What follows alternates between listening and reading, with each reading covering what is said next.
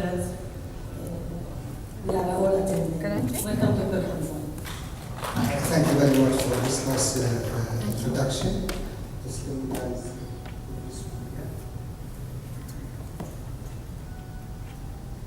Okay, today I'm not going to make any drama, no poem in Arabic, no poem in English. I will delay all this to the neonatal age. So I will talk briefly about how to manage kids with seizure and the role of Kibra as add-on therapy for a patient with epilepsy. Now, personally, I think, in my simple, humble opinion, as a simple country child neurologist, we have a lot of shortcoming in managing kids with epilepsy. And I think the biggest problem I personally face two things. One, first is wrong choice for the medication. And the second thing, we are not using the proper or right medication. Now, I'm not blaming any pediatrician for that. Because you are a pediatrician, you are a first liner, you are not supposed to know as much as a pediatric neurologist who has been in neurology for a long time. But this is something I see all the time. Okay? I'm going to ask you now a favor. It's going to be a tough favor. I want you to be as focused as this thyrotoxin, guys. This is a simple country, Jordanian look, it's very difficult at this time. And again, I'm not going to do any more drama. We'll go for the money right away. Now, okay. Now I'm going to present a case, and through this case, we will dissect how I manage pediatric kids with epilepsy. When somebody comes, for me with a seizure, what do I do? How do I go and manage in real time? Now I can teach you how to swim on the floor for 3 years, okay? Then when I throw you in the swimming pool, I promise you, you'll not be able to swim, right? This is what we call the real time, management of seizure, okay? So you have to have it, 1, 2, 3, 4, 5, 1, 2, 3, 4, 5 in your brain, especially when you have a Saturday and you're having a 45 patient lined up. Half of them are hyperactive and autistic, and all your nurses are running around and making sure their kids are not going to leave the building. Okay? So the simple thing in my life and in my thinking is just have your systematic approach and stick to it. Okay? Now, let's do the following. 7-year-old girl with recurrent abdominal pain. That's the real story. That happened almost twice a month with nausea followed by dipsy. This has been happening for the last 1 month. One day, patient started to have GTC, generalized tonic seizure, that lasted for almost 1.5 hours. I was close to City Hospital, and they was going to do a U-turn and come back, and they called me. And they told me the patient has been seizing for 1.5 hours, and the patient is still awake. He's not still into benzodiazepine coma. So I came to the family, to the patient, everybody was panicking, we gave the medication, we aborted it with IV midazolam, and we did an EEG, the EEG showed left temporal shock and normal brain MRI. ABC, any new diagnosed patient with epilepsy, okay? You need to do an EEG and you need to do brain MRI, yeah? It's exceptional. But you know what, just stick to that, okay? What's your choice? So we're talking, it's a complex partial epilepsy, presented at the last tonic seizure. What's your choice? Oxycarbazepine, Tigretol, Dibakine, Tubamax, Levetiracetam. Okay. Drug of choice. Keep it in your mind. For partial onset seizure, Tralipton. Second, Levetiracetam or Kibra. Third, Vimpat. Keep it like this. Once you pass the third line, choose whatever you want. Tubamax, Levetiracetam, Dibakine, it does not make a difference. This is the way I have been practicing for the last 10 years since I graduated from the child neurology, department. Okay. So we put the patient on oxycarbazepine, and we reached 20 milligram per kilogram every 12 hours. She was doing better. The family was happy. The patient was happy, but she still have mild abdominal pain, and occasionally she goes into post-ictal. She go and sleep after that.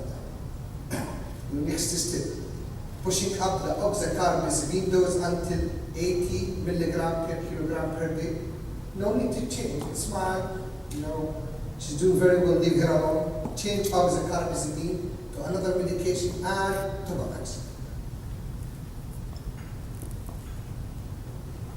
Any idea? Except Dr. Tariq. Okay. Again, rule of thumb. I know what's the seizure. I choose the medication matched to the seizure type, and you start slow and start low and go slow until one of three things happen. Please listen to this. This is the biggest mistake I see in the private. Until one of three things happen. I reach the maximum dose. The patient can't tolerate the medication anymore, or the seizure stops. So Levetiracetam 20 milligram per kilogram. The book tells you can go up to 60 milligram. I can go up to 80 milligram. Only one patient, I have to go up to 100 milligram. So the decision was made to put her on up to 80 milligram per kilogram, right? The common story, or the main story, I always tell. They called me the first time I had inpatient consultation in City Hospital. They called me, told Dr. Hamza, Dr. Dimkai, my colleague, he was covering pediatric neurology, and he told me, listen, tell me what, we have a patient having 30 seizure, simple, partial, every day, and he's on 5 medication. Can you come and help me? I told him, well, thank you very much. You should have called me earlier. I came, I looked at the medication. 5 medication, what else I can do?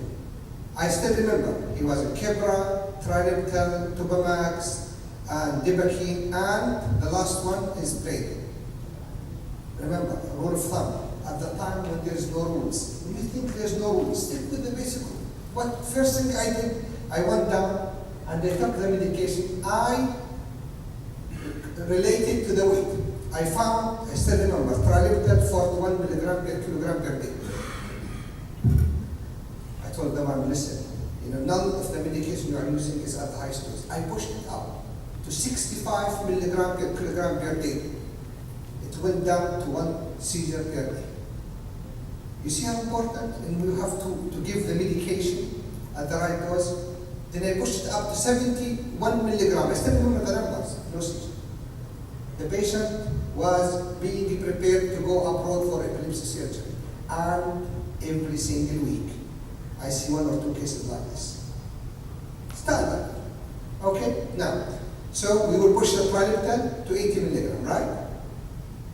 What is the rule? Start low, go slow, keep going until you reach the maximum dose, or the patient can't tolerate it anymore, or the seizure stops. Here we push 80 milligram. So we pushed it 40, every 12 hour, 80 total, and there's almost 80% improvement in her seizure. Just a little, okay? يعني أرى تحت الرماد وميد نار. Still a little.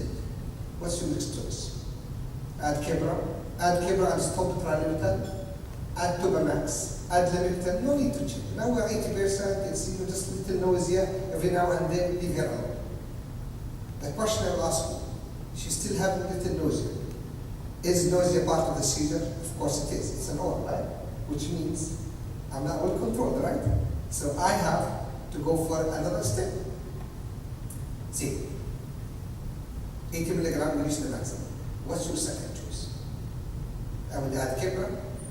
I would add Kebra, stop Levetiracetam, add Tobamax, add Levetiracetam, no need to change. Rule number 4, don't ever do 2 changes at the same time. Ever. I see patient coming to me, the physician put him on field bar, the patient is not responding, the physician become very tense, then he throw Dibakine and Kebra together, and he pulled the other medication. You have to be solid and confident. Add 1 medication, don't change the other. You don't add and change at the same time. What if I add Kebra and the patient got worse while I'm weaning off the Levetiracetam? Is it because of the Kebra or because of weaning off the Levetiracetam? That's why fix and do 1 change. Okay, so we decided to do what? Partial onset seizure is Levetiracetam, Kebra, Vimpat. Very simple. Okay, so we added Kebra. And the Kebra with oxycarbazepine, we reached 30 milligram per kilogram, and the patient was completely well controlled. Okay, now, Now you can argue, do I need to take off the trileptal? You can, but given time, let her be well controlled, the beta EEG, then start weaning off the trileptal if you want slowly, okay? Or you can keep her this way, especially in a patient who is difficult to control initially. Yani patient take me 6 months to control him. I would not do quick changes. The moment I reach a stage where the patient is well controlled, give him, okay? Don't do too many changes. Right. Epilepsy, more than 60 million, 65 million people suffer from epilepsy worldwide, okay? So it's a huge burden, okay?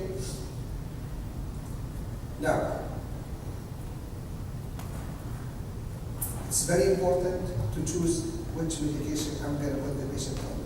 Don't put them in Dibakine, for God's sake. Every single patient come to me and Tan would agree with me is on Dibakine or in valproic acid, in another Tragus, let's say the Dibakine. I know you know Dibakine, you love Dibakine, but Dibakine is not the first choice for everything. And I tell the family, listen, the difference between Dibakine and trileptal, for example, it's just like as if you are driving 2018 Mercedes S or 1980 Mercedes S. Probably both, they will get you there, but which is smoother, easier, nicer is the 2018. So just keep, if you are dealing with seizure, then keep it in your mind that trileptal Kibra is much better than the Dibakine. Now, 47 from the first medication. So if I choose the right medication to the right seizure, 47, they would improve.